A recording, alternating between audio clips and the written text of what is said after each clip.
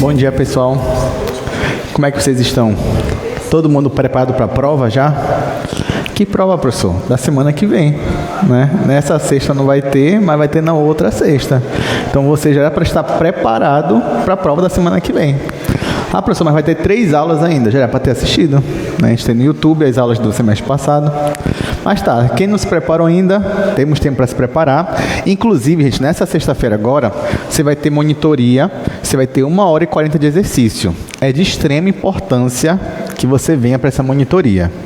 Porque pode ser, não estou dizendo que vai ser, mas pode ser que semana que vem, quando for a prova, caia uma questão da monitoria, né? Não é impossível, certo? Aí tem gente da última vez, acho que foi na prova 2, se eu não me engano, que caiu uma prova da monitoria, que nem agora, né? Teve uma aula de monitoria, só monitoria, aí quando foi a prova, caiu uma questão da monitoria. Aí o pessoal falou, professor, mas o senhor não colocou a última semana? Eu falei, não, coloquei da semana passada, que poderia cair o assunto. Então pode cair de novo, tá? Então, por favor, venha nessa sexta-feira, não falte, é muito importante, até para você tirar dúvidas também sobre o conteúdo.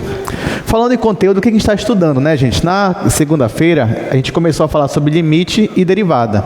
Bom, então, aviso dado, vamos continuar nossa aula. Então, o que a gente estava estudando? Limite e derivada de funções vetoriais.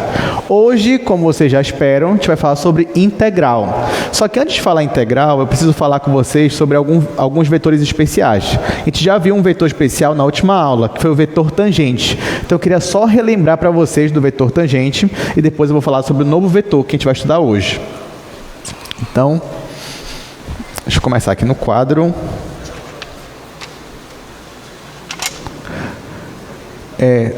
Olha só, na aula passada, a gente estudou o seguinte. Digamos que você tem uma função vetorial, você já sabe que essa função vetorial ela te dá um gráfico, o gráfico é uma curva. Então, vamos dizer que você tem uma curva bem aqui. Você escolhe um ponto da curva. Para esse ponto da curva, você consegue calcular a derivada da sua função vetorial. Nós vimos o que é essa derivada. Então, a derivada nós chamamos de vetor tangente. Por que vetor tangente? Porque, dado um ponto aqui da sua curva, você vai ter uma reta tangente e a derivada da sua função é justamente o vetor diretor dessa reta.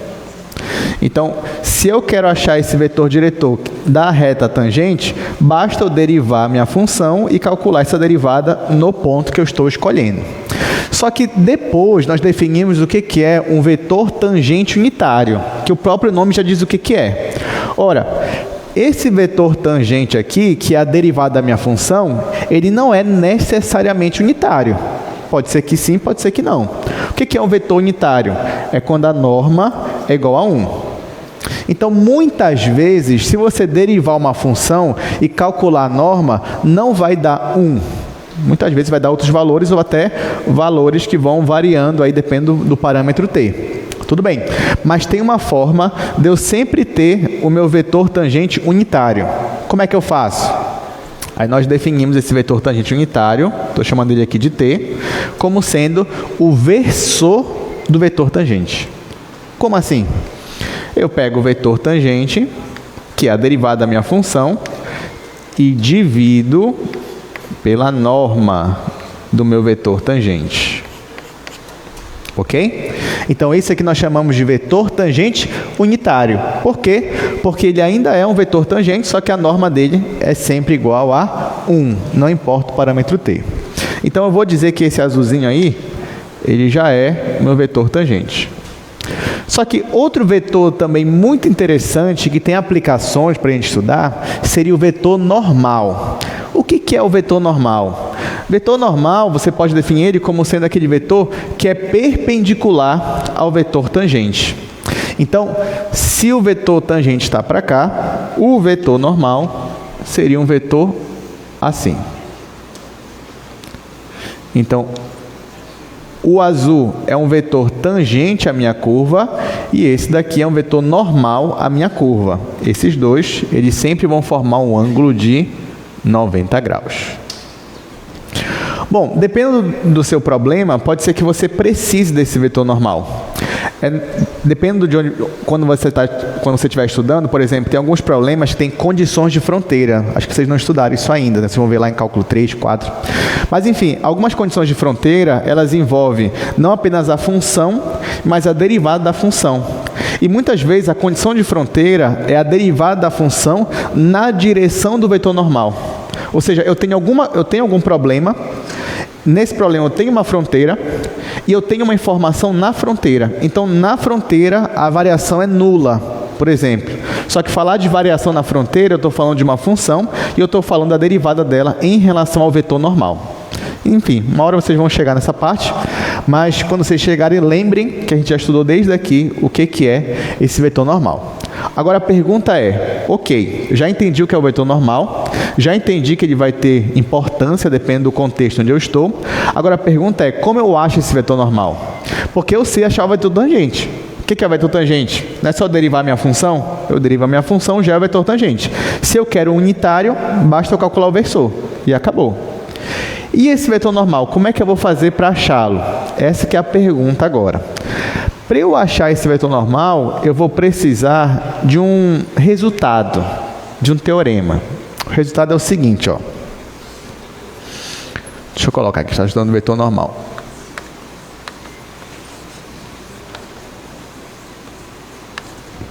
Então, para achar esse vetor normal, você pode dizer, professor, já sei, é só eu calcular o produto interno, né, de um vetor t com um vetor que eu ainda não sei as coordenadas, igual a zero, montar um sistema.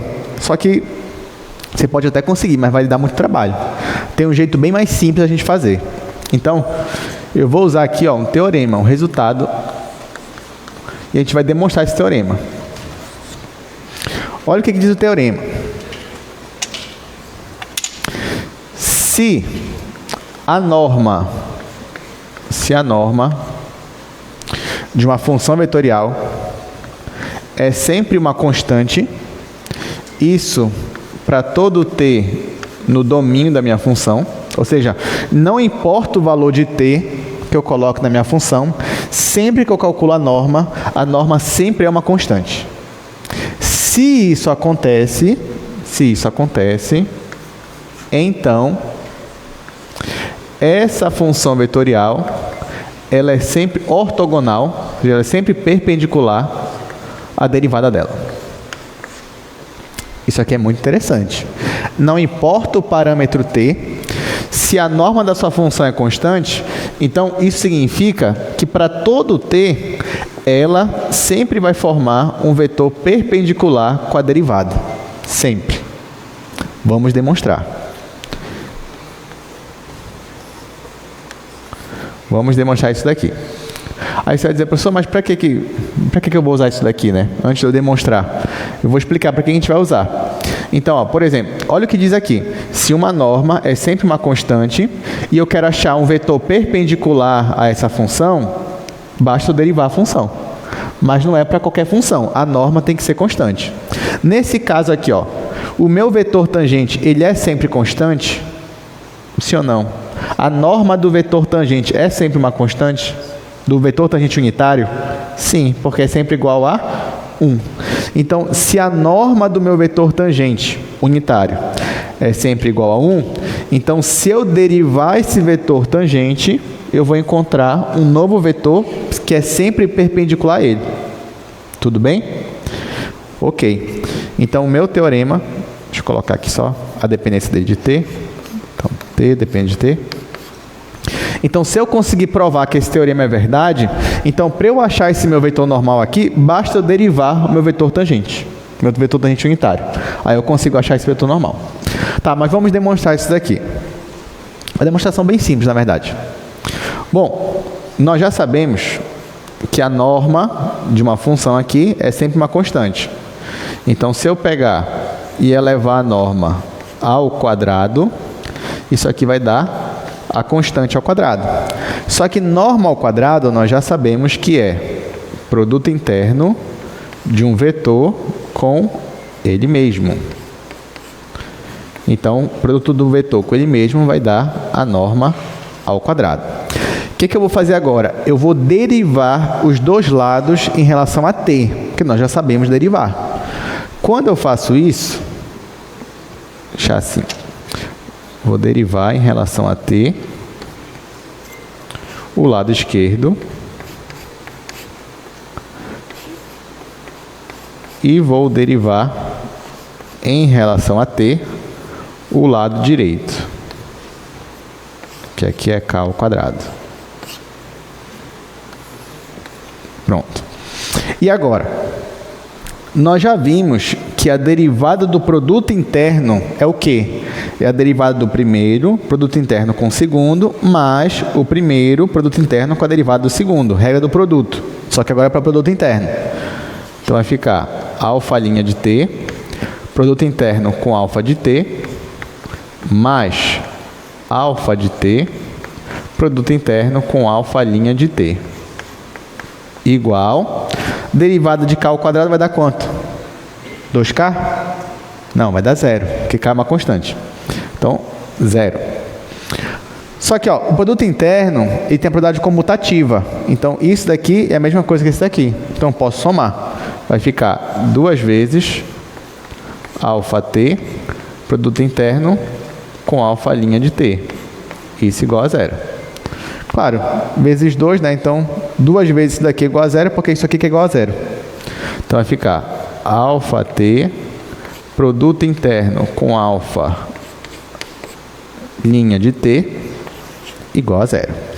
Se essas duas funções vetoriais têm o produto interno sempre igual a 0, significa que elas são o quê? Ortogonais, né? Ou perpendiculares. Então, significa que alfa t vai sempre formar um ângulo de 90 graus com alfa' de t. E aí eu consigo demonstrar, então, o meu teorema. Então, pronto. Agora que eu sei disso, sempre que eu pedir para você, calcule o vetor tangente, me dê qualquer vetor tangente. Você pega a função, deriva a função. Acabou. Agora, se eu pedir para você, calcule um vetor normal, a minha curva. Aí o que você vai ter que fazer? Primeiro você vai ter que garantir que o seu vetor tangente, a norma dele é constante. Para você garantir isso, você pode simplesmente calcular o versor, que é esse vetor aqui que eu estou chamando de vetor t. Depois que você calcular o vetor t, você deriva o vetor t e essa derivada de t é um vetor normal. E seria importante também que esse vetor normal também fosse unitário. Mas para isso o que é que eu faço? Eu derivo esse vetor e depois divido pela norma dele, que eu vou estar calculando o versor desse vetor. Deu para entender, gente? Foi o que a gente fez aqui? Ok. Se eu pedir na prova, demonstra esse teorema aqui. Dá para demonstrar? Bom, não é difícil, né? Só... Não? Tá bom. Então, a gente vai só aplicar mesmo na hora da prova. Bora aqui para o nosso slide. Nós chegamos na aula 9. Então, a gente está vendo agora integral de funções vetoriais, mas como eu comentei, antes de ver integral, está vendo ainda o que é o meu vetor normal. Então, para isso, eu usei essa proposição aí, que é o teorema que eu já coloquei no quadro. Se você tem alfa uma função vetorial diferenciável, e se a norma é sempre uma constante, para todo t, então alfa de t é sempre perpendicular a alfa' de t. Definimos, então, o vetor normal como sendo... Isso aqui eu já estou colocando o vetor normal principal, que é o vetor normal unitário. Então, quem é o vetor normal principal? É a derivada do vetor tangente unitário dividido pela norma do vetor tangente unitário, pela derivada da norma do vetor tangente unitário. Ou o versor da derivada do vetor tangente unitário. Ah, professor, tá bom. E agora? Vamos aplicar. Tá, vamos aplicar. Tá aqui, ó. Determine o vetor normal principal a essa curva, alfa de t. Então, você tem alfa de t igual a cosseno t, seno t e t. E a gente vai calcular o vetor normal principal.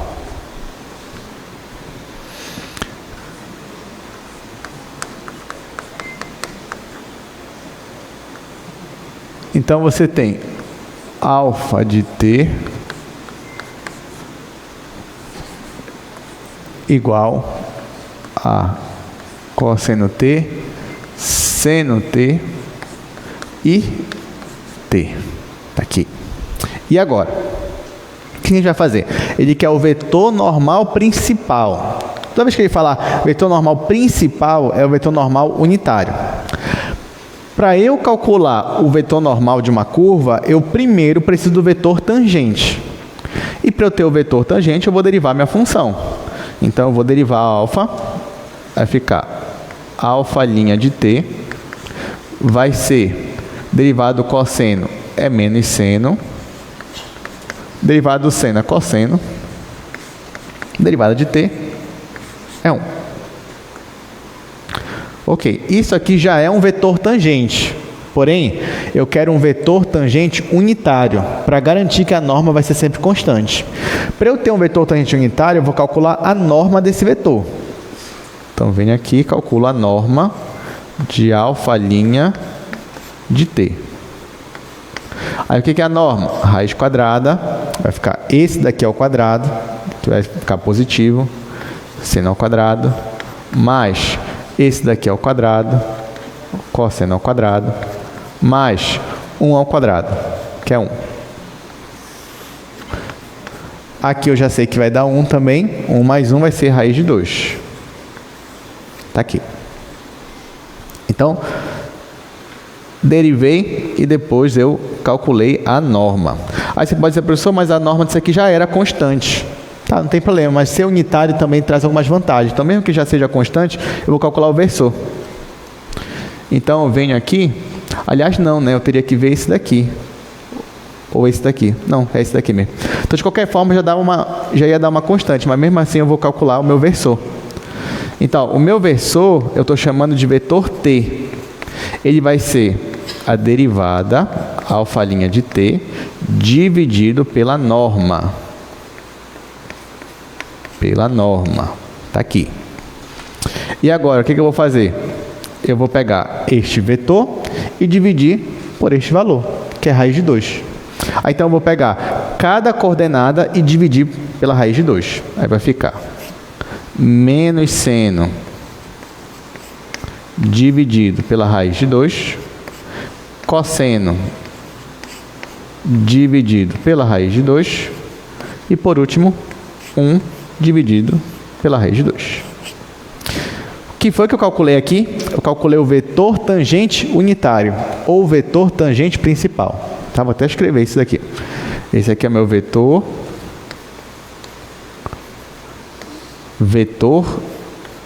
tangente unitário.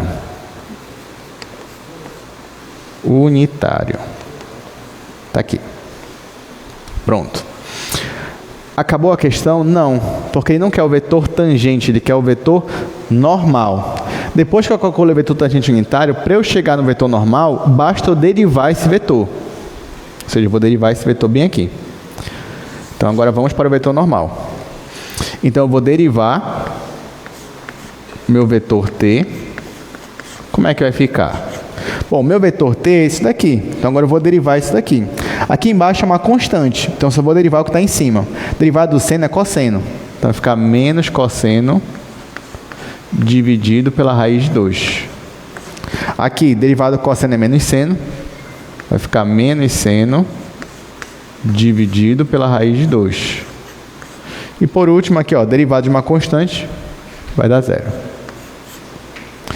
Essa daqui é a minha derivada. Como ele quer o vetor normal principal, eu ainda vou calcular a norma. Mas se ele só pedisse para você assim, calcule um vetor normal, qualquer vetor normal, isso aqui já era um vetor normal. Isso aqui já seria a sua resposta. Então, vou até escrever aqui, ó. Isso aqui já é um vetor normal. Só que ele quer o vetor normal principal, que é o vetor normal unitário. Então, para eu achar o vetor normal principal, eu vou calcular ainda a norma deste vetor.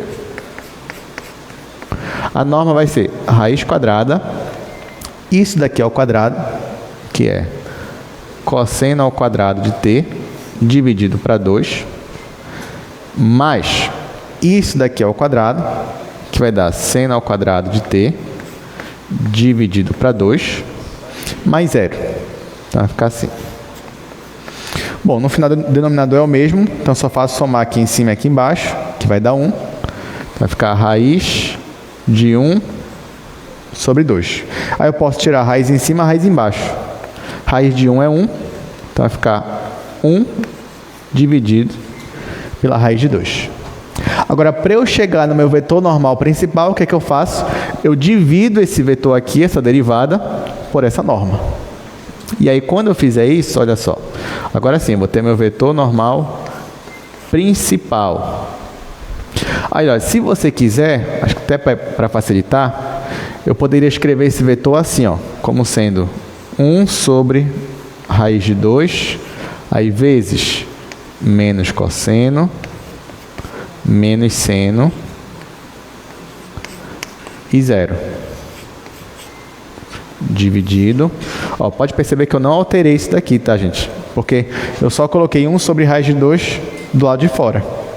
Dividido pela norma, que a norma é 1 sobre raiz de 2. 1 sobre raiz de 2. Eu simplifico e já está aqui a minha resposta, né? Então, o meu vetor, deixa eu colocar aqui embaixo, o meu vetor normal principal vai ser menos cosseno, menos seno e 0. Então, essa daqui é a minha resposta. Gente, isso aqui pode passar despercebido, mas vamos lembrar que essa função é uma função vetorial. Então, para cada valor de t, você tem um vetor diferente. Para cada valor de t, você tem um vetor diferente e um vetor tangente diferente e um vetor normal diferente. Mas mesmo que o t ele vá variando, ainda assim o vetor tangente e o vetor normal, eles sempre permanecem perpendiculares entre si, formando o ângulo de 90 graus. Eu trouxe uma animação dessa questão no GeoGebra, só para a gente entender um pouquinho melhor o que está acontecendo. Oi, Paulo, diga, tem uma pergunta? Sim.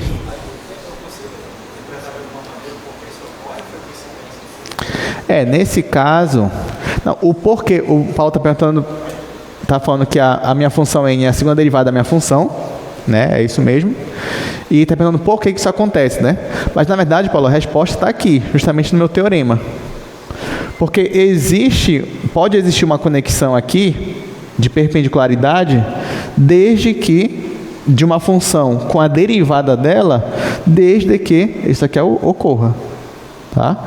Então, por exemplo, isso daqui que a gente fez poderia ocorrer desde a primeira função. A função com a primeira derivada dela poderia ocorrer. Vem daqui, vem do teorema.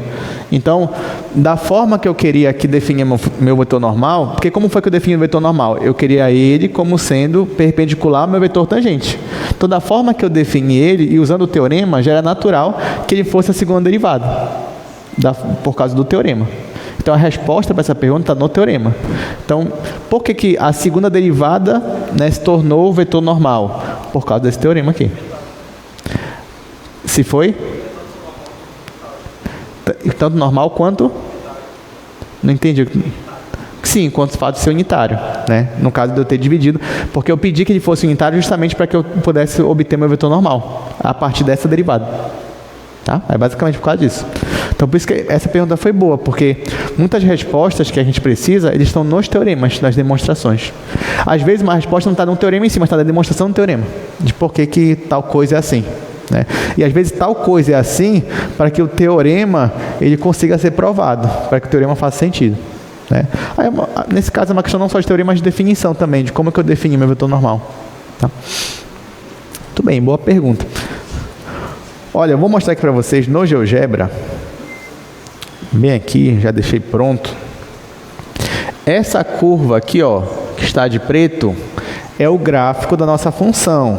Lembra, qual é a nossa função? É aqui, ó, cosseno t, seno t e t. Essa que é a nossa função alfa. Então, o gráfico dela seria essa curva aqui que vocês estão vendo. Aqui, ó, estou considerando esse ponto inicial. Nesse ponto inicial aqui, você tem um vetor tangente. Note aqui, olha, o vetor tangente está de vermelho. E você tem o vetor normal. E perceba aí que eles estão formando um ângulo de 90 graus entre si. Mas mesmo que eu mude o valor de t, eles continuam sendo perpendiculares entre si. Aí eu vou colocar aqui a animação. Ó. Então, por mais que eu mude a posição da minha curva, esses vetores eles permanecem perpendiculares entre si. E nesse caso aí, perceba também que a norma deles é unitária. Tanto que eles têm o mesmo tamanho. O vetor normal principal e o vetor tangente unitário, eles têm o mesmo tamanho, porque a norma é um tamanho unitário. Deu para entender, gente? Tudo certinho aqui? Tá, então na prova já sabe, caiu o vetor normal, só deriva uma vez, calcula o versor, deriva a segunda vez, calcula o versor, se for o vetor normal principal. Mas note que isso aqui não é difícil, é porque talvez sejam definições novas, né? O vetor normal, pessoal, é muita definição, vetor normal principal, não é muita, mas se você estudar, lembrar, ela é bem simples de resolver. Ok, então vamos voltar para cá. E com isso, então, chegamos na integral de funções vetoriais. Bom, talvez muita gente esperava muito por esse dia, né, estudar integral agora em cálculo 2. Só que a integral de funções vetoriais, assim como o limite e a derivada, ainda é que nem no cálculo 1. Porque assim, você já sabe que o limite, calcular limite em função vetorial é você calcular o limite de cada coordenada. Calcular a derivada de função vetorial é você calcular a derivada de cada coordenada. No caso da integral não ia ser diferente. Por quê? Porque toda integral é um limite. Limite daquele somatório de rima. Então eu consigo usar os mesmos argumentos, os mesmos teoremas para mostrar que calcular a integral de uma função vetorial significa calcular a integral de cada coordenada, de cada função coordenada. Então acredito que não seja surpresa para ninguém, mas vamos formalizar aqui esses resultados. Então vamos aqui para a proposição. Vai aparecer para vocês, ó. Então, se αt é uma função vetorial com n funções coordenadas e ela é integrável, então a integral dela é justamente a integral de cada função. Então, nesse caso, a sua função vetorial tem 5 coordenadas. Você vai calcular a integral dela. Então, você vai resolver 5 integrais. Simples assim. A sua função vetorial tem 11 coordenadas. Calcular a integral é calcular 11 integrais. É isso. Então, ó, vai valer o teorema fundamental do cálculo também. Então, nesse caso aqui, ó, nossa primitiva. Calcular a integral de uma função seria aplicar a primitiva dela nos intervalos. Então, seria beta-b menos beta-a, sendo b a primitiva de alfa. Então, isso também aqui não é novidade para a gente. E quando não tiver intervalo, tiver só aqui o símbolo da integral, então isso aqui indica a integral indefinida, ou primitiva. Aí, nesse caso, vai ter as constantes de integração, para a gente representar a família. Ó, exemplo.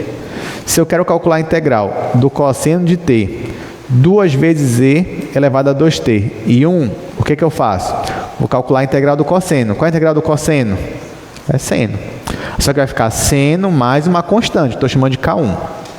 Aqui, gente, vou calcular a integral de 2 vezes e elevado a 2t. A integral disso, o que é? É e elevado a 2t. É só fazer uma substituição, integração por substituição. E ó, pode ver, derivando isso daqui, você volta para cá.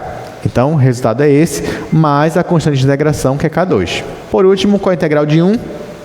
É t. Então, vai ficar t mais a constante de integração. Ah, pessoal, não gostei, vou ter que colocar K1, K2, K3. Se você quiser, você pode tirar essas constantes e deixar só num vetor só. Então, ficaria seno de t elevado a 2t e t, mais só um vetor para K1, K2, K3, se você quiser também. Então, você teria um vetor K. Nesse caso, o vetor K são as constantes de integração. Mas vamos ao que mais importa agora, que é justamente uma aplicação de integrais, que é falar sobre comprimento de arco. Comprimento de arco.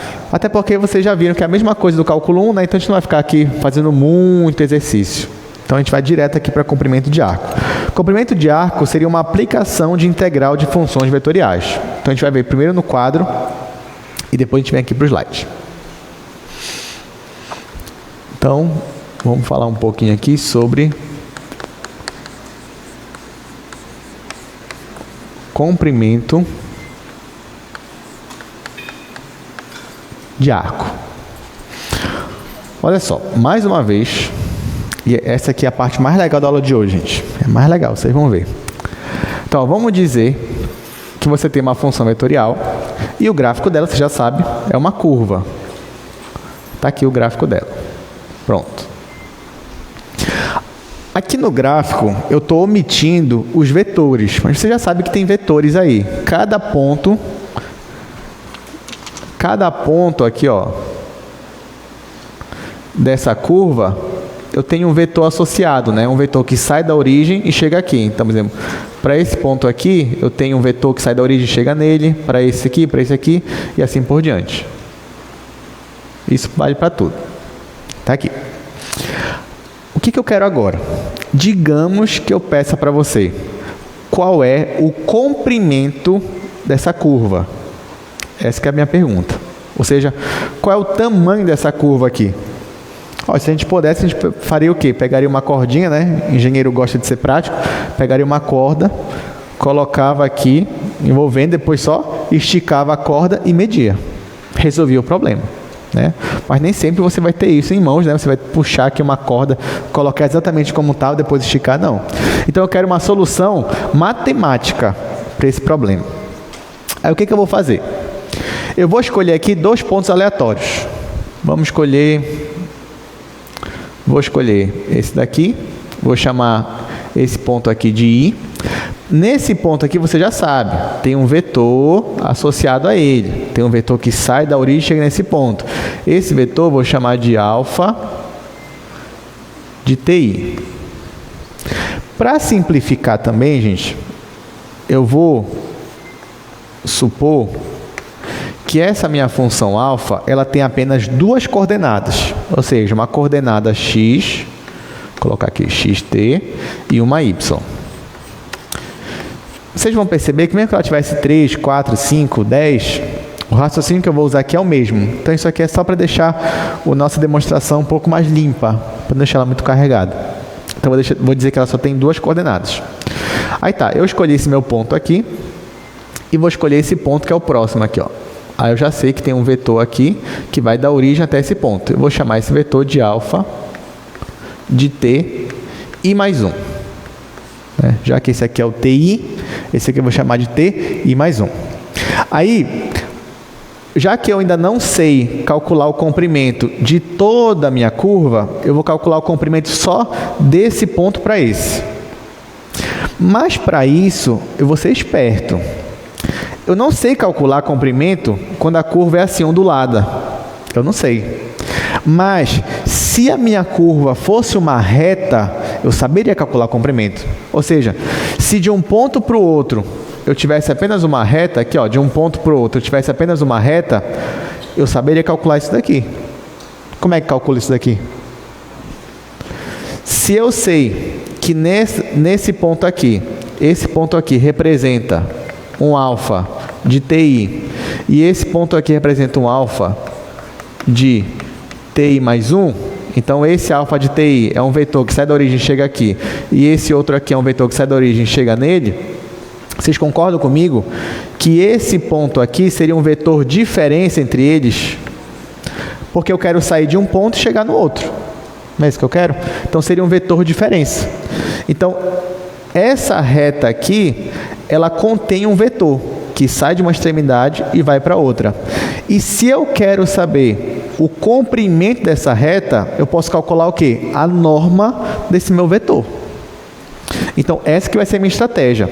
Eu tenho esse vetor alfa de TI, eu tenho esse vetor alfa de TI mais 1. Eu vou fazer uma reta entre eles. Vou colocar aqui de amarelo, vou pegar. Ó, eu vou colocar uma reta entre eles. Ó, nesse caso, uma reta é uma aproximação até boa. Nem sempre vai ser, mas nesse caso aqui, ó, é uma aproximação. E eu quero calcular, ao invés de eu calcular o comprimento dessa curvinha que está em laranja, eu vou calcular o comprimento dessa reta aqui. Eu vou chamar esse comprimento de LI. E como é que eu vou calcular LI? Eu já mostrei para vocês que o LI nada mais é do que a norma do meu vetor diferença. Qual vetor diferença? Alfa de TI mais 1 menos alfa de TI. Então, ó, se eu fizesse a subtração desse vetor com esse, ia dar um vetor que ia encaixar certinho aqui nessa reta que eu quero calcular. Então, se eu quero calcular o comprimento dessa reta, basta calcular a norma deste vetor. Até aqui tudo bem? Ok. Então, eu vou primeiro subtrair esses vetores, porque ó, é alfa de TI mais 1 menos alfa de TI. Então, eu vou dizer quem é cada um deles. Então, Então, eu vou escrever assim. LI igual a norma. Aí, vamos lá. Subtrair esses vetores significa subtrair em cada coordenada. Então, eu vou subtrair a coordenada x desse daqui, que seria x de t i mais 1, menos a coordenada desse daqui, que seria x de ti.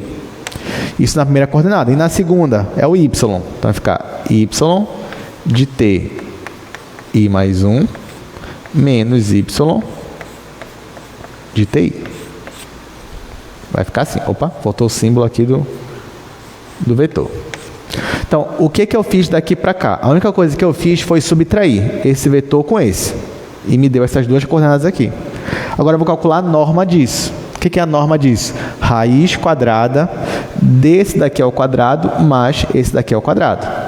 Então, o meu LI vai ser raiz quadrada de x, vou colocar aqui colchete, t i mais 1 menos x de ti ao quadrado mais esse daqui ao quadrado. Então, y de t i mais 1 menos y de ti ao quadrado. Tira a raiz quadrada. Está aqui. E agora, dá para melhorar? Dá. Para melhorar, eu vou usar um resultado do cálculo 1. Um teorema que é muito importante no cálculo 1, que a gente vai usar agora, que é o teorema do valor médio. Vocês lembram desse teorema? Lembra, né? Com certeza. Muito bem. Então, ó, vou só colocar aqui, só relembrar o que é o teorema do valor médio.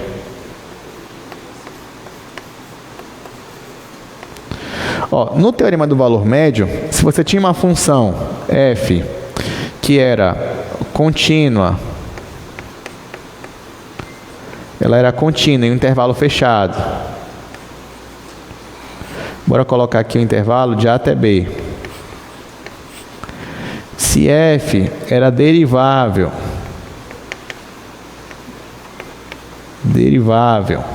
nesse mesmo intervalo, só que aberto. Então, eu poderia dizer que existe uma constante C nesse intervalo aberto, tal que o que, gente? Se você tem uma função que ela é contínua no intervalo fechado, derivável no mesmo intervalo, só que aberto, então existe um ponto C nesse intervalo aberto, tal que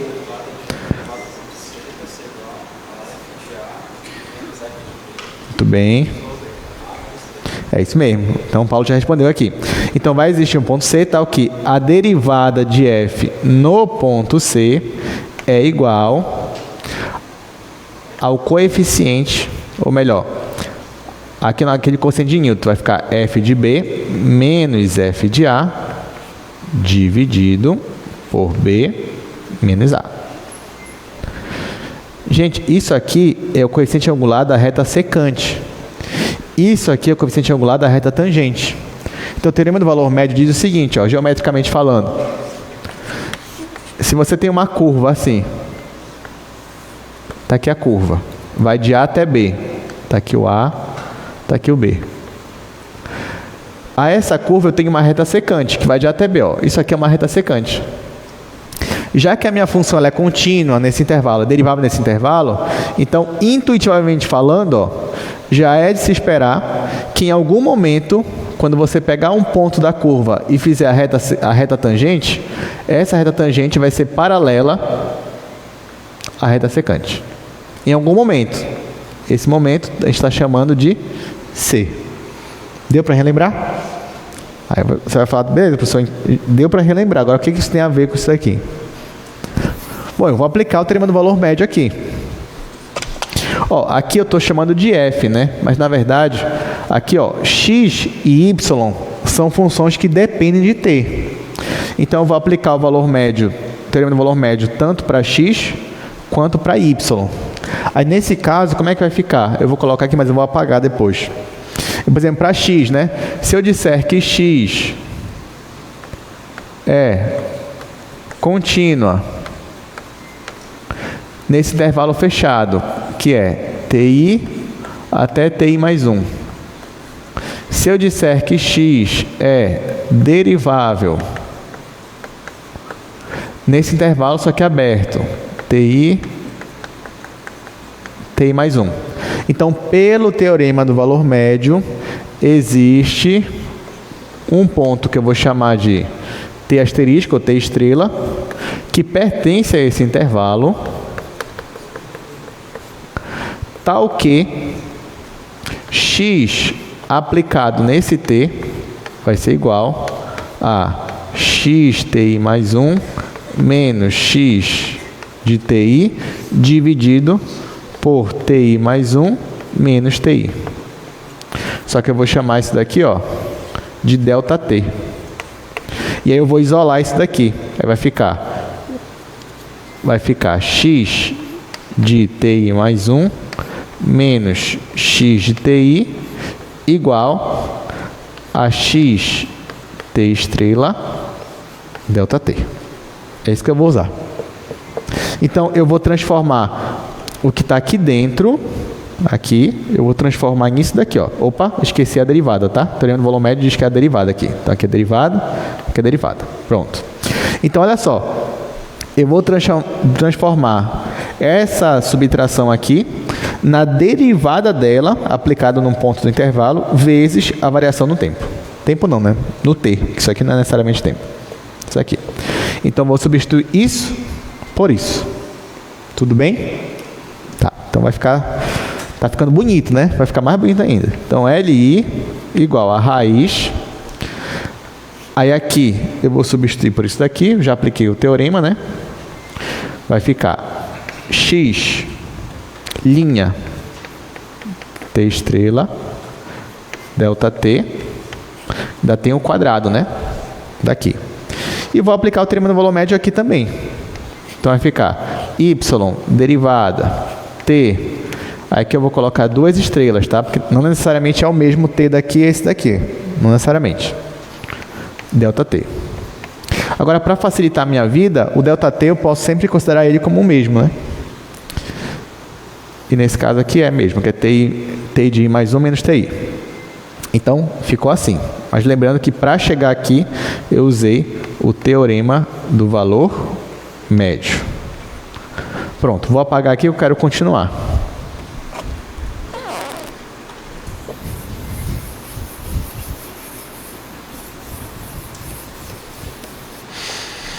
Bom, já está bonito, mas pode ficar mais. O que a gente vai fazer agora? Aqui é tudo ao quadrado. Então, vai ficar x' t estrela ao quadrado vezes ΔT ao quadrado. Aqui é a mesma coisa. Então, eu vou ter Li igual a raiz. Olha só o que eu vou fazer. Colocar colchete x' t estrela ao quadrado mais colchete y' t 2 estrelas ao quadrado, todos eles vezes ΔT ao quadrado. Tudo bem, gente? Só coloquei ΔT ao quadrado em evidência. Dali. Tá aqui, ó. ΔT ao quadrado. Bom, aqui eu tenho uma raiz quadrada. Então, pode ficar a raiz disso daqui vezes a raiz disso daqui. Então, vai ficar Li igual a raiz.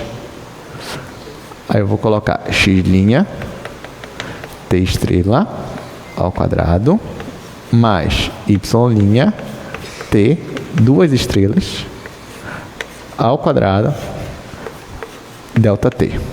E pronto. Consegui achar uma fórmula, vou parar por aqui, que me dê o comprimento, ou melhor, uma aproximação do comprimento da minha curva, pelo menos para esse intervalinho aqui. Só que, e se eu quiser uma aproximação para a curva inteira? O que eu faço? Eu vou somar cada pedacinho. Então, vai entrar o quê? Vai entrar aí uma integral de Riemann. Então, olha só. Se eu quero uma aproximação do meu comprimento total, vou chamar de L, o meu comprimento total é aproximadamente o somatório de cada um desses, com I variando de 1 até N. Mas eu não quero uma aproximação, eu quero o valor exato. Como é que eu calculo o comprimento de uma curva? Bom, eu já tenho uma soma de rima aqui, né? Você já sabe o que eu vou fazer. Calcular o quê? O limite para n tendendo a infinito. Então, olha só. Então, o meu L, ele vai ser igual ao limite quando n tende ao infinito desse somatório. Somatório que vai de 1 até n de LI. Lembrando que o LI é isso daí. Vai ficar integral, raiz quadrada, x', que eu vou só colocar rápido, mais y' t, 2 estrelas ao quadrado, delta t. Ok, só que isso aqui eu já sei que isso aqui é uma integral de rima. Então, vou transformar em integral. Então, o meu L, vou colocar aqui de outra cor, meu L vai ser igual a integral de A até B, né?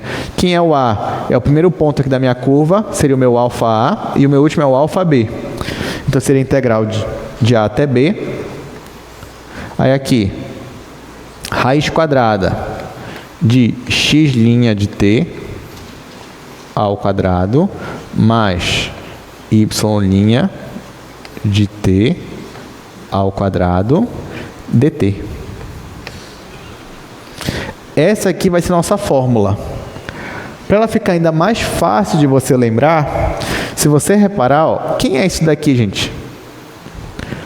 Raiz quadrada da primeira coordenada ao quadrado mais a da segunda coordenada ao quadrado. Isso aqui não é a norma? É a norma, mas de qual função? Da função alfa? Não, da derivada de alfa. Então, isso daqui vai ficar assim, igual integral de A até B, norma de alfa' de t, dt. Isso daqui. Então, se eu quero calcular o comprimento de uma curva, eu calculo usando essa integral. Integral de A até B, a norma da derivada da minha função alfa. Tudo bem? Uma pergunta, diga. Não entendi, desculpa, o que aconteceu com o ΔT? Daqui para cá? É porque esse diferencialzinho aqui, essa diferença, quando você aplica o limite aqui para entender o infinito, ela vira o dt, o infinitesimal. Isso aí vem da definição de integral de rima. Tá bom? Boa pergunta. Tá, então tá aqui, gente. Alguma dúvida? Deu para entender a demonstração? Se na prova, né, eu fosse cobrar a demonstração, coisa que eu não vou fazer. Mas qual você prefere? A primeira lá que a gente fez ou a segunda aqui que a gente fez? Ó, a segunda, todo mundo falou a segunda, tá certo. É unânime. A segunda é a melhor mesmo. Mas tá, então, uma vez demonstrado, a gente só vai usar aqui agora o resultado do nosso comprimento de arco. Quem sabe um dia, né, eu não cobre na prova assim, demonstre da coisa, não. Então vamos lá, vamos voltar aqui no nosso slide. Então olha só, o que a gente fez? Eu tinha uma curva, essa curva azul, que vocês estão vendo.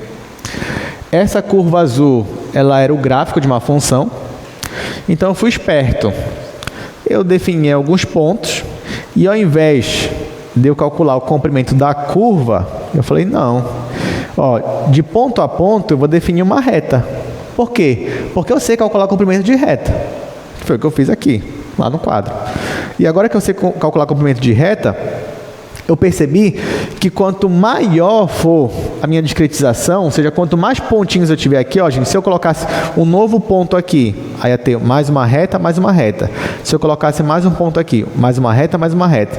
Então, quanto mais pontos eu tiver, vocês concordam comigo que mais próximo eu ia ter do meu valor real? Sim. Por isso que aqui no quadro eu fiz o limite para n tendendo a infinito. Porque quando n tende a infinito, então eu estou convergindo para o valor exato que eu queria. E aí eu consigo calcular o comprimento da curva tal como ela é, e não como uma aproximação. Então está aqui, ó, essa é a nossa proposição. Se alfa de t ela é bidimensional e ela é uma parametrização suave, suave é porque a derivada é contínua, a derivada é diferente de zero. Então, se eu quero calcular o comprimento entre os pontos alfa de A e alfa de B, eu calculo esta integral que vocês estão vendo aí. Isso também vale para uma função tridimensional. Está aqui, ó. a ideia seria a mesma. A mesma coisa que a gente fez aqui valeria também uma função tridimensional, valeria até para indimensional. Você conseguiria calcular o comprimento. Ah, professor, quer dizer então que se eu pegar uma curva na quarta dimensão, eu consigo calcular o comprimento dela? Sim. Basta você aplicar aqui a fórmula, só claro, vai aparecer um quarto termo aqui ao quadrado. Então tá. Vamos calcular aqui 2 exercícios. Vamos treinar o que a gente aprendeu aqui agora. Então, ó, vamos resolver.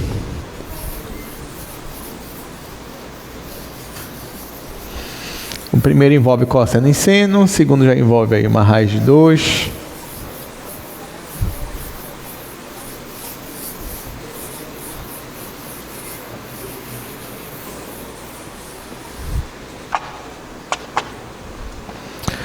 Então, primeiro exercício.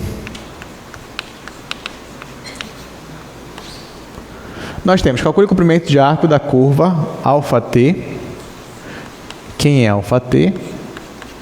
αt igual cosseno t, seno t e t. Aí ele fala, com extremidades nos pontos A igual a 1, 0, 0 e B igual a menos 1, 0 e π. Ok. É só isso que ele quer. Ele pede para a gente calcular o comprimento dessa curva. Como é que a gente vai fazer? Agora que a gente já tem a fórmula, só vai aplicar a fórmula. Mas para eu aplicar a fórmula, eu vou precisar da norma da derivada da minha função. Então, a primeira coisa que eu vou fazer é derivar a minha função e depois eu vou calcular a norma dessa derivada. Então, o alfa eu vou derivar. Então, derivada de alfa. Aí basta eu derivar cada componente. Derivada do cosseno é menos seno. Derivada do seno é cosseno. Derivada de t é 1. Então, vocês já viram. Então, vocês já perceberam que limite, derivada integral é a mesma coisa do cálculo 1, só que a gente vai fazer em cada componente. Por isso que para a gente, em cálculo 2, o mais interessante não é nem calcular o limite, derivada integral. O mais interessante, pelo menos aqui, para funções vetoriais, é justamente essas aplicações de comprimento de arco, vetor tangente, vetor normal. Aliás, falando em aplicação, tem uma coisa que eu esqueci de comentar com vocês. Mas você já sabe, na aula passada, que se você tem um vetor posição, que a gente até fez um exercício aqui, se não me engano era 1t². A partir dele você consegue calcular o quê? A velocidade e aceleração. Como? Derivando. Agora que você já sabe calcular a integral, você pode fazer o inverso. Eu poderia te dar um vetor aceleração, isso aqui é só uma observação, tá, gente? Isso aqui não tem a ver com a questão. Isso aqui é só uma observação. Eu poderia te dar um vetor de aceleração e você poderia achar o quê? A velocidade e a posição. Como é que você faz? Você calcularia a integral. Tá? Então, creio que vocês já viram isso por aí, né? Alguma questão assim. Mas agora que você consegue integrar, você também consegue aplicar em exemplos desses. Aí você vai dizer, professor, mas se eu integrar isso daqui, vai aparecer umas constantes para mim, né? Constante de integração. E aí? Aí para isso que você tem algumas condições. Condições iniciais ou condições de contorno. Elas servem para você resolver e ver quem é a sua constante de integração. Mas tá, isso é só uma aplicação. Bora voltar para cá. Derivei a minha função, fiquei com menos seno, cosseno e 1. Agora eu vou calcular a norma disso daqui. Então eu venho, calculo a norma de alfa' de t. Isso aqui vai dar igual a raiz quadrada. Aí de novo, isso aqui é seno ao quadrado. Positivo, porque aqui vai ser elevado ao quadrado. Mais cosseno ao quadrado. Mais 1. Eu já sei que isso daqui é 1. Já sei que isso aqui é 1. Então, essa norma ela vai me dar raiz de 2. Agora que eu calculei a minha norma, eu consigo calcular a minha integral. Então, ó, o meu comprimento vai ser a integral da norma da derivada. Só que falta definir os intervalos. porque olha o que ele me deu como intervalo. Ele me deu o ponto A, que é 1, 0, 0, e o ponto B, menos 1, 0 e π. O que eu faço? Eu vou colocar aqui o ponto 1, 0, 0? Não. Eu tenho que colocar aqui o valor de t. Então, a pergunta que você tem que se fazer é: qual tem que ser o valor de t? Qual deve ser o valor de t para que essa curva passe por esse ponto aqui? Qual deve ser o valor de t para que essa curva passe por esse ponto? 0. Por quê?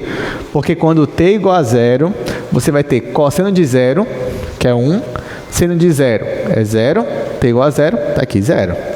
Então, se ele me deu o A assim como 1, 0, 0, é porque o primeiro ponto, que eu vou chamar de A aqui minúsculo, vai ser 0. E para eu chegar nesse ponto aqui, menos 1, 0 e π, qual é o ponto que eu tenho que... Qual valor de t eu tenho que colocar ali em cima? π. π, porque ó, se eu colocar alfa de π, vai ficar cosseno de π menos 1, seno de π é 0 e t igual a π. Na verdade, esse terceira coordenada ele já me dizia quem era, né? Porque aqui o valor de t. Então aqui é π. Então b igual a π. Ou seja, de A até B, essa minha curva aqui, com relação a t, ela vai de 0 até π. Aí é o que eu vou colocar aqui, de 0 até π. E agora? Agora eu vou colocar os valores. Deixa eu colocar aqui, vou colocar A e B primeiro, depois eu substituo os valores. Pronto. Agora vai ficar o A é 0, o B é π. Essa norma aqui é uma constante, que é raiz de 2. Vou colocar aqui, ó, raiz de 2 dt. Isso aqui é a constante. Eu posso colocar fora da integral.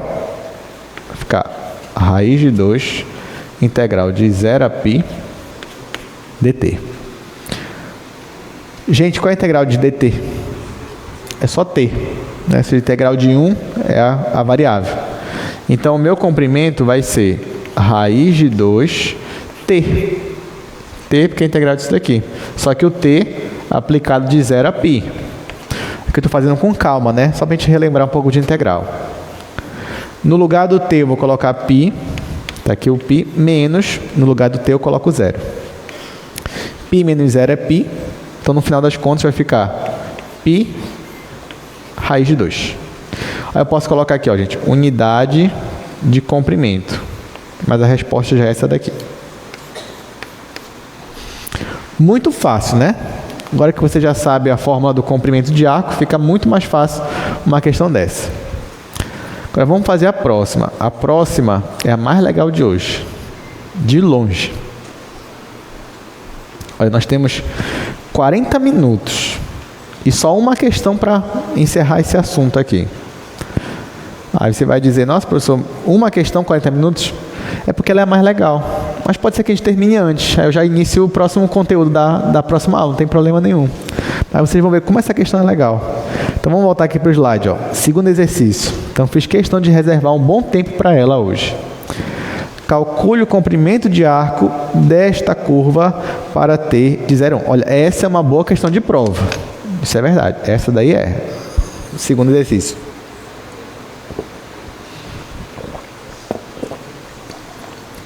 Bom, para ela, eu queria usar os 3 quadros, eu acho.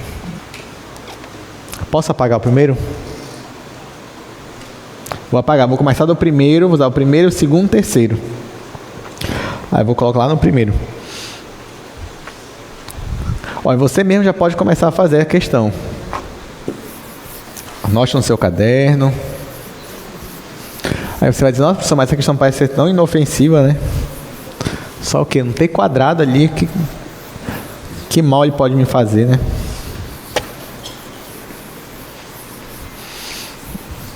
Deixa eu logo partir aqui no primeiro.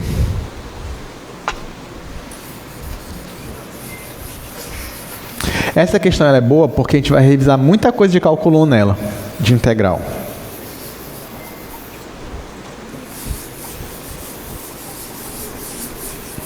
Vou anotar logo aqui os valores dela. Então, αt vai ser a raiz de 2 sobre 4 t². Depois, a mesma coisa, a raiz de 2 sobre 4 t quadrado. E por último, menos t. Aí ele quer o comprimento de arco para t variando de 0. T variando de 0 até 1. Pronto. E é isso, vamos resolver essa questão agora. Bom, aqui não tem muito mistério, porque ele só pede calcule o comprimento de arco. Isso você já sabe fazer, você já tem uma fórmula para isso. Aí você vai aplicar a fórmula. Para você aplicar a fórmula, você vai precisar da norma da derivada. Então, a primeira coisa que eu vou fazer é derivar. Segunda coisa, calcular a norma. Terceira coisa, aplicar na integral. Então, o passo a passo ele é bem simples. Aí eu venho e derivo essa minha função. Gente, por favor, se cair na prova de vocês uma questão dessa, tome cuidado na hora de derivar, porque você já percebeu que na hora que você deriva, se você errar, você vai errar toda a questão. Porque você vai jogar a norma errada lá na integral. Então, na hora de derivar, preste muita atenção, tá? Para você não errar de jeito nenhum. Aí, ó, vamos derivar. Aqui, isso aqui é uma constante, vou preservar. Aí eu vou derivar só essa daqui. Derivada de t quadrado é 2t. Então vai ficar 2t, esse 2 vai simplificar com 4, vai ficar só raiz de 2 sobre 2t. Aqui é a mesma coisa, vai ficar raiz de 2 sobre 2t. E aqui a derivada de menos t vai ficar menos 1. Pronto, já calculei minha derivada. Agora eu vou calcular a norma da minha derivada, já que eu vou precisar dela.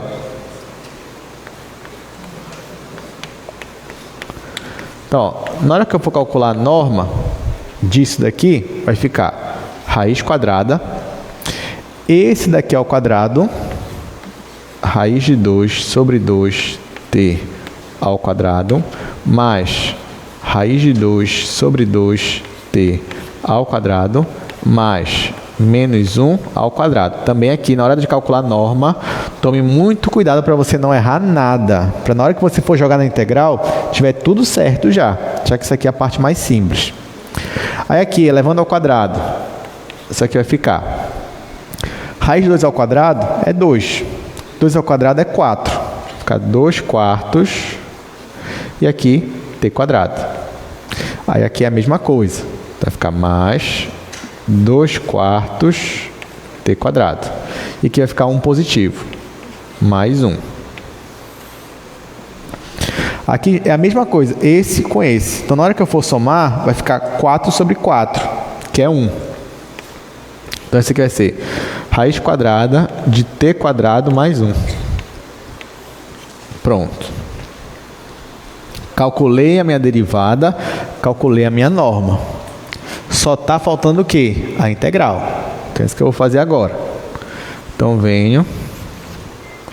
E eu já sei que o comprimento da curva vai ser a integral de A até B da norma da derivada.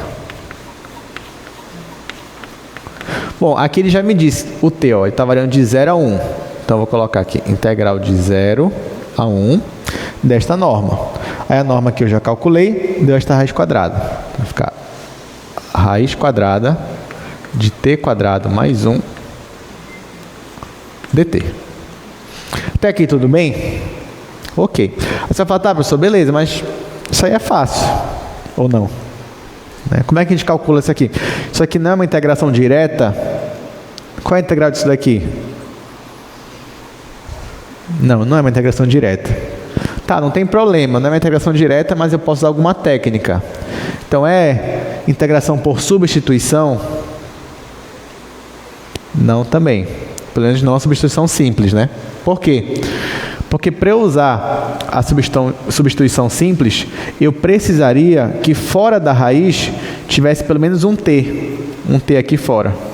Porque se tivesse um t aqui fora, você poderia usar a substituição sem problema nenhum. Porque aqui você chamaria de u, quando você derivasse, aparecer um t aqui, ó. Porque, por exemplo, se você chamasse isso aqui de u, u igual a t quadrado mais 1. Na hora que você fosse calcular o du, aqui apareceria 2t dt. O 2 não tinha problema, a gente ia fazer aparecer. Agora o t não dá. Tá? Não tem t aqui fora. Então você não daria para fazer dessa forma. Tá, não é substituição. Será que integração por partes? Você poderia tentar fazer, né? Integral é assim. Integral você nunca, a não ser que você tenha resolvido muito exercício, mas na integral, às vezes você olha e é por tentativa. Você usa uma técnica, não deu. Usa outra técnica, também não deu. Então, na integração por parte, você poderia fazer se quisesse. Ficaria U igual a raiz de t quadrado mais 1. Aí depois, dv igual a 1. dv igual a 1, aí depois o v ficaria t, enfim. Você conseguiria resolver, eu não vou fazer, porque também a gente não vai fazer dessa forma, não vai dar para fazer dessa forma. Então sobra uma alternativa ainda para mim. Como é que resolve isso daí? A gente vai resolver usando substituição trigonométrica. Vocês lembram de substituição trigonométrica? Vocês viram no cálculo 1 substituição trigonométrica? Viram, né? Então tá. A gente vai usar agora, substituição trigonométrica. Então, olha só. Eu vou olhar para o que está dentro da raiz e eu vou tentar me lembrar de alguma identidade trigonométrica. A mais clássica que a gente lembra é a de sempre, né? Qual é a mais clássica aqui? A mais clássica é seno ao quadrado de θ mais cosseno ao quadrado de θ igual a 1. Essa é a mais clássica. Ok. Só que dá para usar aqui, não, porque se eu colocasse cosseno para cá, ia ficar 1 menos, e aqui eu tenho mais. Mas não tem problema. Dessa daqui, ó, olha o que eu vou fazer. Eu vou dividir todo mundo pelo cosseno ao quadrado. Vou dividir. Quando eu faço isso, aqui vai ficar seno ao quadrado sobre cosseno ao quadrado. Seno sobre cosseno é tangente. Então, isso aqui vai ficar tangente ao quadrado. Mas, isso daqui, pelo cosseno ao quadrado, vai dar 1. Igual. 1 sobre cosseno ao quadrado é a mesma coisa que a secante ao quadrado. É essa identidade que eu vou usar. Porque, ó, aqui eu tenho t quadrado mais 1. E aqui eu tenho tangente ao quadrado mais 1. Então, o que eu vou fazer? Eu vou substituir o meu t, eu vou chamar de tangente de θ. É isso que eu vou fazer. O meu t, eu vou chamar de tangente de θ. Por que eu faço isso? Porque na substituição trigonométrica, o que eu quero é tentar me livrar dessa raiz quadrada. E se o t for igual a tangente, aqui vai ficar tangente ao quadrado mais 1, que é igual a secante ao quadrado. E aí eu consigo tirar a raiz e me livro da raiz. Então, esse que é o raciocínio. Tá, só que se o meu t eu estou chamando de tangente, então como é que vai ficar o dt?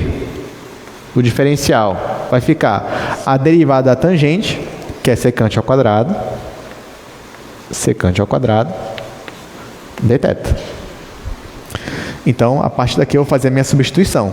Só que, olha, ainda tem que substituir os valores 0 e 1. Como é que eu faço isso? Lembrando, ó, que o meu θ, ele é o arco tangente de t. Tá? Então, a partir daqui eu vou ter meus valores para θ. Gente, quando t igual a 0, vou fazer devagar aqui embaixo também. Quando t igual a 0, o meu θ, ele é o arco tangente de 0. Quem é o arco tangente de 0? Qual é o ângulo cuja tangente é 0? 0. Então tá aqui, ó, 0. Tá aqui, ó. Né? Ó, pode perceber. Aqui. Se o θ fosse 0, ficaria tangente de 0. Tangente de 0 é 0. Tá aqui, voltaria para cá. Agora é quando t igual a 1. Quando t igual a 1, o θ é arco tangente de 1. Quem é o arco tangente de 1? π sobre 4. Porque quando a tangente é de π sobre 4, vai ficar igual a 1. É isso aqui, a função inversa. Muito bem. Estão gostando, gente? Já no início da questão eu vejo a cara de vocês. Já vejo que está todo mundo assim fascinado, feliz. com essa questão, né? É isso, 2025, ano novo, né? Sei que durante esse recesso muita gente revisou cálculo 1, revisou integral, substituição trigonométrica. Aí, tá vendo? Valeu a pena porque você está vendo isso agora aqui. Tá, então eu vou fazer a minha substituição, vou aplicar. Vai ficar L igual. Ao invés de ficar de 0 a 1, de 0 a 1 vai ficar de 0 a π sobre 4. Vou colocar aqui de 0 até π sobre 4. Aí aqui vai ficar a raiz quadrada. No lugar do t, eu vou colocar tangente, para ficar tangente ao quadrado. Tangente ao quadrado de θ. Mais 1, isso aqui não vai mudar. Só que olha só, no lugar do dt, vai ficar secante ao quadrado de θ. Vou colocar aqui, secante ao quadrado de θ. Tá aqui. Tudo bem? E agora, o que dá para fazer? Olha, tudo isso eu fiz só para me livrar da raiz quadrada. Por quê? Porque a tangente ao quadrado mais 1 é secante ao quadrado. Então, eu vou fazer essa substituição bem aqui dentro da raiz. Então, meu L vai ser integral de 0 até π sobre 4, raiz quadrada da secante ao quadrado. Vezes a secante ao quadrado. Pronto. Aqui, integral não, raiz quadrada da secante ao quadrado é a própria secante. Na verdade, seria módulo da secante, mas pelo intervalo ela é positiva. Então, vai ficar comprimento L igual a 0 até π sobre 4. Secante vezes secante ao quadrado vai ficar secante ao cubo. Secante ao cubo de θ. Chegou aqui, você fica feliz.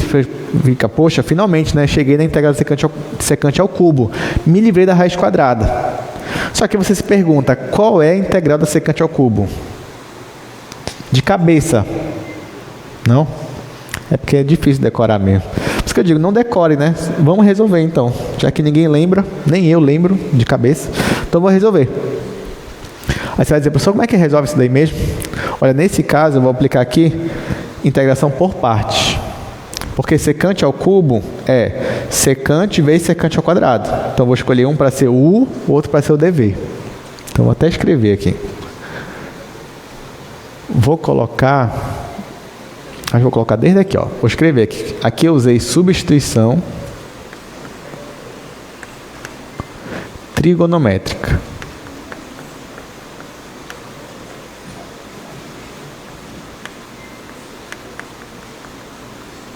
E agora eu vou usar a integração por partes.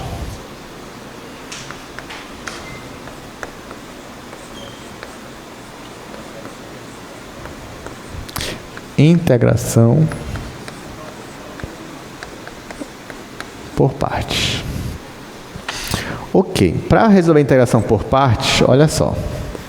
Eu vou chamar U de secante de θ e eu vou chamar dv de secante ao quadrado de θ. Pode perceber, quando eu multiplico esse com esse, fica secante ao cubo. Agora, esse daqui eu vou derivar, esse daqui eu vou integrar. A derivada da secante qual é? Qual a derivada da secante? Qual é? Derivada da secante? Secante, tangente. Secante, tangente. Então, a derivada da secante é secante, tangente. Ah, professor, eu não lembro como é que é a derivada da secante. Na hora da prova, deu um branco, o que eu faço? É fácil, você define aqui, ó. Secante é a mesma coisa que 1 sobre cosseno. Não é isso? Deriva. Ou seja, na hora que você for derivar isso daqui, você vai ter que aplicar a regra do quociente. Vai ficar a derivada de cima, que é 0, aí menos, a derivada de cima, que é 0, menos a derivada de baixo aqui, que é menos seno. Então, aqui vai ficar seno. Dividido por esse daqui ao quadrado, cosseno ao quadrado. Aí, cosseno ao quadrado é a mesma coisa que cosseno vezes cosseno. Tá aqui. Isso aqui é tangente, isso aqui é secante. Então, derivado da secante, tangente secante. Pronto, ó, tá vendo? Está revisando muita coisa, só essa questão. Então, volta para cá. Aqui, eu chamei isso aqui de dv, secante ao quadrado. Então, quem é a integral da secante ao quadrado? Quem é a integral da secante ao quadrado? Tangente, né? Então, vai ficar tangente aqui. Ok. Agora eu vou aplicar a integração por parte. Ah, só não lembro. Assim, ó. Integral de u dv, isso aqui é a integral definida, é igual a u vezes v, aplicado no intervalo de a até b, menos integral de a até b, v du. Tá? Isso aqui é da integração por parte. Lembrando que é o a e o b de 0 a π sobre 4. Então, aqui vai ficar 0 a π sobre 4. Aqui, só para você ver se está tudo certinho. Multiplica u vezes dv. U é secante, dv é secante ao quadrado. Então, vai ficar secante ao cubo dθ. Secante ao cubo dθ. Igual. Aqui, ó, u vezes v. Você vai multiplicar esse vezes esse, que é secante tangente. Só que esse, pessoal, aqui você já vai aplicar no intervalo, que é de 0 a π sobre 4. Aí, menos integral de 0 a π sobre 4, v du. O v é tangente, du é secante tangente. Então, vai ficar secante tangente ao quadrado. Secante tangente ao quadrado. Você vai, professor, eu faço substituição trigonométrica, parece que fica mais difícil. Aí eu faço interação por parte, parece que ficou mais difícil ainda. Então, mas antes de voltar por isso, não desista. Ó. Isso aqui é perseverança, tá, gente? Não vamos desistir. Dá ainda para continuar aqui. Então, ó, aqui, por exemplo, você só vai aplicar no intervalo. Você não vai fazer nada aqui, só aplicar no intervalo. É aqui que você vai ter que fazer alguma coisa. Tá? Mas a gente vai fazer. Então, bora continuar aqui. Então, deixa eu colocar integral de 0 a π sobre 4, secante ao cubo, igual. Aí aqui eu vou aplicar no intervalo π sobre 4. Então vai ficar secante de π sobre 4, tangente de π sobre 4. Aí menos secante de 0, tangente de 0. Aí aqui eu vou colocar menos, né? Isso aqui ainda faz parte, ó, menos integral de 0 a π sobre 4. Dá para fazer alguma coisa aqui? O que vocês acham? Eu posso olhar para essa tangente ao quadrado e usar de novo minha identidade. Então, bora voltar aqui para o primeiro quadro. Ó. Se eu isolar a tangente ao quadrado, ela vai ficar secante ao quadrado menos 1. Aí eu vou substituir lá. Então, vai ficar secante vezes secante ao quadrado menos 1 de θ. Pronto. De novo, parece que piorou. Não, calma. Aqui, ó. Quanto é secante de 0? Secante de 0 é 1. Secante de 0 é 1. Quanto é a tangente de 0? Tangente de 0 é 0. Tá? Deixa eu colocar aqui de amarelo. Tangente de 0 é 0. Agora aqui. Quanto é a tangente de π sobre 4? É 1. É 45 graus, é 1. Tá aqui, 1. E aqui, quanto é a secante de π sobre 4? Só lembrar do cosseno. Quanto é o cosseno de π sobre 4? É raiz de 2 sobre 2. A secante é o inverso. Tá? Então vai ficar 2 sobre raiz de 2. Ou só raiz de 2. Então, aqui é só raiz de 2. Tá aqui. Ó, tá melhorando a situação, né? O que parecia impossível, né? Continua, né? Ou não. Vamos ver. Integral de 0 a π sobre 4, secante ao cubo dθ igual. Bom, o que sobrou aqui? Aqui sobrou raiz de 2 vezes 1, raiz de 2. Isso aqui zerou, não vou mais colocar. E aqui, ó, eu vou distribuir essa secante, vou multiplicar com secante ao quadrado, depois eu vou multiplicar com menos 1. Então aqui vai ficar menos integral de 0 a π sobre 4. Esse vezes esse vai ficar secante ao cubo. Secante ao cubo. E esse vezes esse vai ficar menos secante. Menos secante. Deteta. Pronto. Aí aqui, ó, eu posso separar em duas integrais. Fica melhor para mim, já que é uma subtração. Então é isso que eu vou fazer. Vai ficar integral de 0 a π sobre 4 secante ao cubo igual a raiz de 2. Aqui vai ficar menos integral de 0 a π sobre 4 secante ao cubo. E aqui, ó, esse menos com esse menos vai ficar mais. Então, vai ficar mais integral de 0 a π sobre 4 secante. E agora? Dá para melhorar? A gente vai para o terceiro quadro agora. Calma que está acabando. Por isso que eu digo, essa questão ela é muito boa. Eu faço questão de resolver ela, porque ela revisa muita coisa de integral. Por isso que eu até pulei a parte de integral, né? A gente só viu a parte teórica mesmo, e deixei para revisar aqui. Estou até feliz que hoje a gente tem bastante tempo para fazer essa questão. Ó, ainda faltam 15 minutos, 17 minutos, está ótimo. Vai dar para terminar tranquilamente essa questão. Ok, então, olha só, gente, o que eu vou fazer aqui? Você está percebendo que essa integral aqui é a mesma dessa? Só que aqui está negativo, né? Então, eu vou parecer essa integral, eu vou colocar ela no primeiro membro. Se aqui ela está negativa, lá vai ficar positiva. Então, vai ficar assim.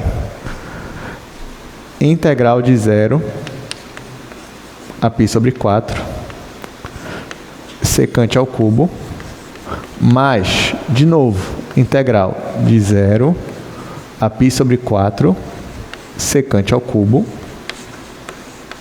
igual raiz de 2 menos integral de 0 a π sobre 4 secante. Aí aqui eu só vou somar, já que é a mesma coisa, vai ficar duas vezes isso daqui. Só que no final eu ainda vou ter que resolver isso daqui, ó. Integral da secante. Ó, então eu já perguntei qual era a integral da raiz de 1 mais t quadrado. Aí ninguém sabia de cabeça. Eu já perguntei qual é a integral da secante ao cubo. Ninguém sabia de cabeça. Qual é a integral da secante? Não? Tá, então a gente vai resolver. Tá, vamos resolver isso daqui. Tá, eu vou somar. Vai ficar duas vezes integral de 0 a π sobre 4 secante ao cubo igual a raiz de 2. Olha, para resolver isso daqui, é só fazer uma multiplicação simples, que qualquer um de vocês perceberia na primeira vez que vocês estavam fazendo o cálculo. Eu também percebi logo de primeiro. Ó. É só multiplicar em cima e embaixo pela tangente mais secante. Tangente mais secante. Não é fácil de perceber isso, de querer fazer isso na hora? Não, né? Eu também não. Na primeira vez que eu vi isso aqui, eu não sabia também, né? Mas por isso que eu digo, tudo é exercício.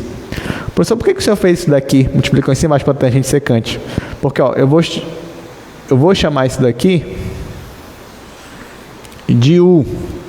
Vou fazer aqui separado. Vou fazer só a integral definida, depois a gente volta. Vou chamar o meu U de tangente mais secante. Ou melhor, aqui não, né? Para não dar a entender que eu fiz errado, vou colocar embaixo. Apesar de que é a mesma coisa.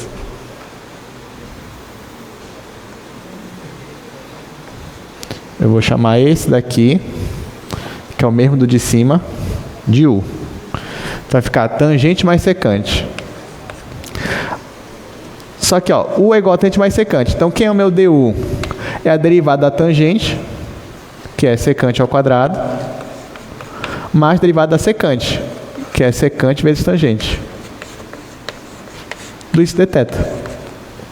Só que, ó, se eu chamo esse cara aqui de U, quem está aqui em cima? Se você multiplicar secante vezes tangente, vai dar secante tangente. Se você multiplicar secante vezes secante, vai dar secante ao quadrado. Então, perceba que aqui em cima já está o du. Então, essa integral ficaria assim. Integral de 1 sobre u du. Agora sim, qual é a integral de 1 sobre u? Essa aqui vocês sabem. Muito bem, log natural do módulo de u. Só que u é esse daqui. Vai ficar log natural da tangente mais secante. Claro, isso aqui mais uma constante de integração. Aqui também. Tá? Então, essa daqui seria a nossa resposta para essa integral. Então, voltando. Vou até apagar isso daí depois, isso aí é só para relembrar. Vai ficar 2 vezes integral de 0 a π sobre 4 secante ao cubo igual a raiz de 2 menos, aí qual é a resposta daqui? É log natural módulo da tangente mais secante. Só que eu ainda vou aplicar de 0 a π sobre 4. Pronto, está terminando. Estamos chegando no final. Aí o que falta fazer? Ó, integral a gente já calculou todas. Só falta colocar nesses intervalos aqui que ele pediu. Esse 2, gente, que está multiplicando a integral, eu vou dividir todo mundo por 2. Quero que apareça no segundo membro dividindo. Porque o meu comprimento é só a integral, não é 2 vezes a integral. Então, eu vou isolar aqui essa integral. Vai ficar integral de 0 a π sobre 4 secante ao cubo de θ igual a raiz de 2 sobre 2. Aí que eu vou colocar, no lugar do θ, eu vou colocar π sobre 4. Então, vai ficar menos log natural da tangente de π sobre 4 mais a secante de π sobre 4. Aí, esse é o menos, né? Agora vai ter mais o log natural da tangente de 0 mais secante de 0. Tá? Isso veio daqui, ó. Aqui já tinha um negativo, então ficou menos isso. Aliás, não, isso aqui era para ser positivo, né? É, gente, aqui é positivo, ó. Volta para cá. Eu coloquei só um negativo, mas desde aqui, ó, quando eu multipliquei, esse aqui é menos e esse daqui é mais. Menos com menos aqui, ó, deu mais. Aí quando eu voltei para ali, eu coloquei menos. Mas aqui é mais. Aqui é mais. Aqui é mais. Então, aqui vai ser mais e aqui vai ser menos. Pronto. Ok. De novo, qual é a tangente de π sobre 4?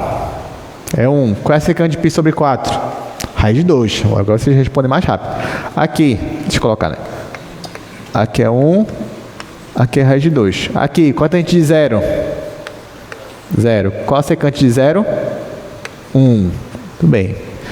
Então, aqui vai ficar integral de 0 a π sobre 4 secante ao cubo igual a raiz de 2 sobre 2 mais log natural de 1 mais raiz de 2 menos log natural de 1. Ó, perceba que eu tirei o módulo, né? Porque 1 mais raiz de 2 já é positivo, a mesma coisa que 1 já é positivo. Quanto é log natural de 1? É 0. Então, finalmente, o meu comprimento, vou até colocar de outra cor, o meu comprimento, que é a integral de 0 a π sobre 4 secante ao cubo, ele é igual. Aliás, eu errei de novo. O que foi que eu errei aqui? Tem uma coisinha errada só aqui, nessa resolução. Foi bem aqui, ó. Daqui para cá que tem uma coisa errada. Não? Foi na hora que eu dividi por 2. Eu só dividi o raiz de 2. Né? Falta dividir por 2 aqui também. Deixa eu colocar aqui. Mais aqui, menos. Tá? Aqui, gente, ó, só faltou quando eu dividi por 2, esse 2 aqui, que apareceu para cá dividindo, eu tinha que dividir todo mundo. Então, só tinha dividido aqui, ó. Tá aqui, dividi esse. Aqui, vou ter que apagar. Apagar para ficar bonito, né, nossa resolução. Então aqui, mais meio log natural de 1 mais raiz de 2 menos meio do log natural de 1. A gente já sabe que isso aqui é 0. Então no final vai dar raiz de 2 sobre 2 mais meio log natural de 1 mais raiz de 2. Aqui você pode colocar unidade de comprimento. Então essa daqui é a nossa resposta final. E aí, gostaram?